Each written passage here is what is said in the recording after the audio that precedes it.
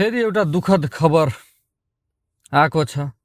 आफ्नै बाबाले आफ्नो 19 वर्षकी छोरीलाई बलात्कार गरेको रहेछ हैन। छोरीले पुलिस स्टेसन गएर कम्प्लेन गर्दाखेरि यो कुरा बाहिरिएको रहेछ।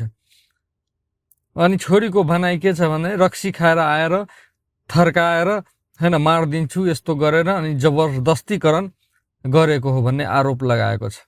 र त्यो बुबाले पनि म गरेको छु भनेर बयान दिइसकेको छ। मतलब यो समाज कहाँ गइरहेको छ, के भइरहेछ? मतलब सेफ्टी कोसँग अब सेफ हुने, कसरी हुने?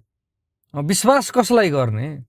घरमै मान्छे सेफ छैन अनि सेफ चाहिँ कहाँ हुने के? एकदम यो यसमाथि एकदम सोच्ने कुरा हो यो हैन। सरकारले यसमाथि एकदम गम्भीर हुनुपर्छ।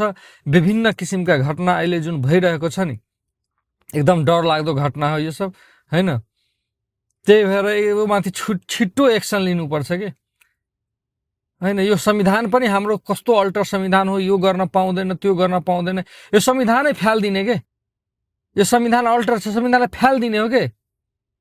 अर्को संविधान बनाउने के गर्नु छ गर्नु न यार। तपाईहरु सत्तामा पुगेको छ गर्नु के?